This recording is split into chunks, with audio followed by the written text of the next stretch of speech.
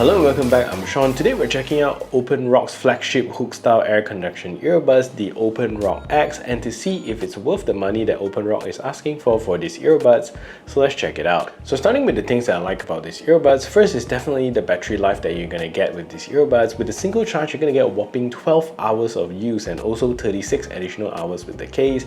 And on top of that, you're also going to get quick charging here, so 5 minutes of charge will get you 1 hour of use. However, for such a large battery, not the most impressive fast charging. So I also like the materials that is used on these earbuds and also the case. Everything here feels premium, made with great materials, a lot of metal alloys here, and not only on the case but everything like the hinges here are also made of alloys. So the sound quality is also something really good with these earbuds, and from an air conduction earbud standpoint, you get quite a dynamic listening experience, and generally most air conduction earbuds don't sound too good, so it's quite exciting to use one that actually works great. And I also like some of the tech that you get with these earbuds, including a multi-point connectivity feature and also a rated IPX5 water resistant rating, so you can actually use this in the gym and run outside even when it rains with no problems. So what I think could be improved upon is basically the Bluetooth codec that you get with this, and with the world slowly transitioning towards Bluetooth 5.5 already, having Bluetooth 5.3 feels a little dated in 2025,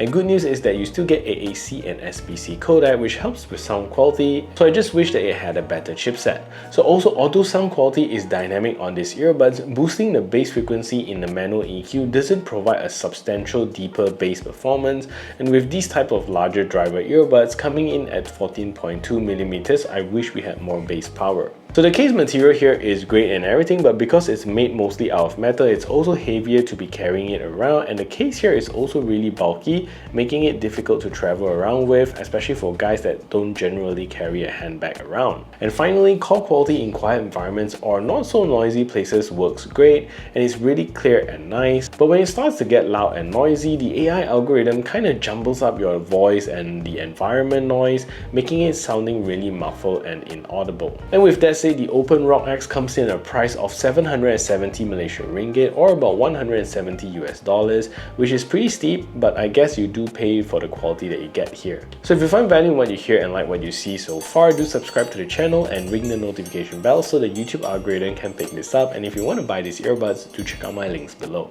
So let's talk about the sound quality you get with these pretty pricey earbuds, and in my opinion, this sounds like a really good all-rounder, lovely sounding air conduction headphones. And OpenRock says that it comes with a bass direct bass technology as well as OpenRock's LISO 2.0 audio algorithm, and in my test, I think you definitely need to tune the EQ to get something that you really enjoy. Honestly, the preset EQs aren't bad, but I think there's just so much more potential with this earbud, so definitely pop into custom EQ to adjust it to something that you enjoy. Let's start with the bass performance. With the sub-bass performance, you'll be getting some sub-bass coming through, but they are not the deepest in the world, although I've pushed it to the maximum. However, in doing it right by Daft Punk, I'm surprised it managed to generate 3 out of 4 of the sub-bass sequences in that song, meaning you're going to hear it generate well, but just not deep enough. So mid-bass performance here is okay, also not the deepest, and I wish it could just hit a little bit harder. And vocals on the earbuds is great. Sounds very clear, solid, and distortion-free sound signature. There isn't any muffling of the vocals even at maximum volume, which is really good. Finally, the highs are in my view the best signature here with these earbuds, giving you good clarity, good instrumental separation, no messy highs even at high volume, so you're gonna get good sparkles and nice white soundstage, which is really nice. Overall, you need to adjust the EQ to really bring these earbuds alive, and in my view, any songs with piano sounds fantastic with these earbuds, and I'm loving it. So this is a test to see if the OpenRock X is a good earbud for making phone calls. So these are speaking in a relatively quiet environment, and this is the call quality that you can expect. So what I'm going to do now is to turn on a seamless background noise so you can hear a difference.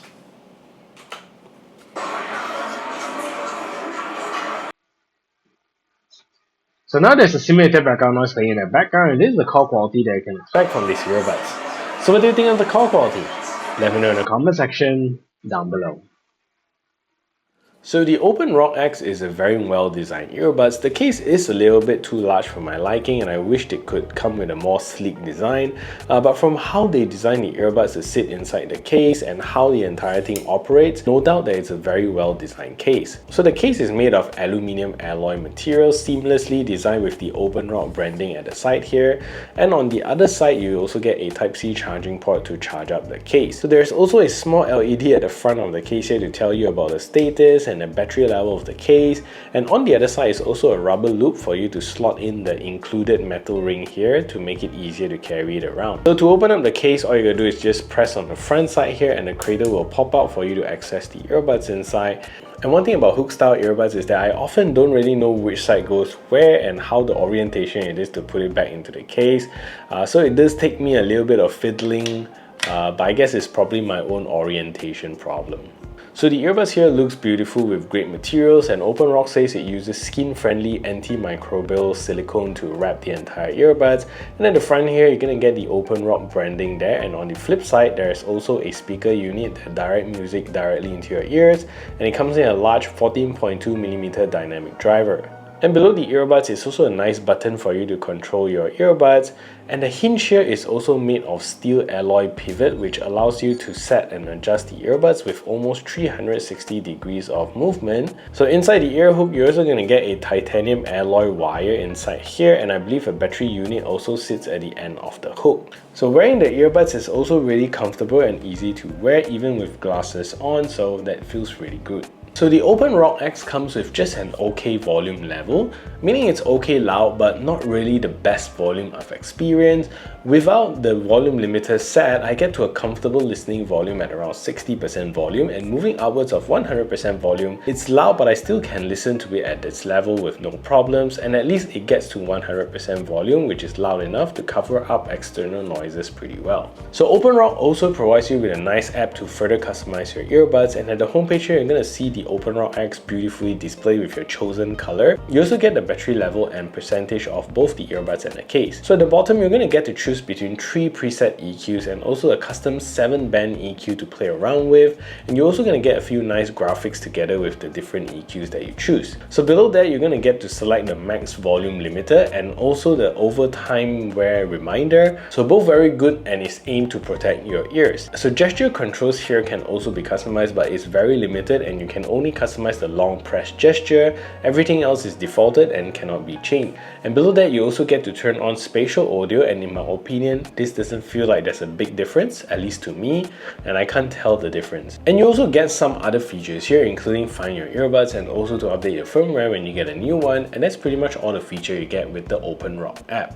So there isn't any dedicated gaming mode with these earbuds, but I noticed that there is a tad bit of delay when playing games like PUBG. For casual playing, it's still pretty good, but it's something that you'll notice quite quickly. But when it comes to movies and videos, it works great with almost no detectable delay. Anyways, let's take a look at the latency performance of these earbuds.